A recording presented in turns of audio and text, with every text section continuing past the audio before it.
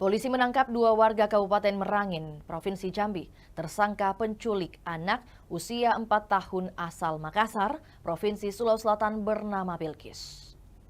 Keduanya adalah Meriana dan Ade Frianto Syaputra. Mary merupakan warga Jalan Tambesu, Kelurahan Pematang Kandis, Kecamatan Bangko, Merangin. Ade warga di Kampung Baru 2, Pasar Bangko, Kecamatan Merangin.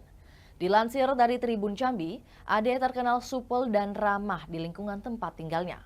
Warga sekitar mengaku terkejut saat mengetahui bahwa Ade terlibat kasus penculikan anak. Menurut tetangga, Ade sempat bekerja sebagai tenaga honorer di Pemprov Jambi. Sering ikut gotong royong dan rajin ibadah. Warga menuturkan Ade sudah menikah dan tinggal di Jambi, ibu kota provinsi. Hanya sesekali pulang ke Merangin, sementara Mary dikenal tertutup oleh warga sekitar, sopan dan baik. Warga menambahkan Meriana sudah lama berpisah dengan suaminya. Dia tinggal bersama orang tua, dia juga menjadi salah satu tulang punggung ekonomi keluarga.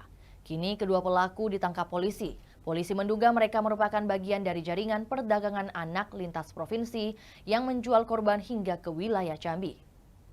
Polisi membekuk dua pelaku penculikan anak itu di kota Sungai Penuh, Jambi pada Jumat 7 November 2025.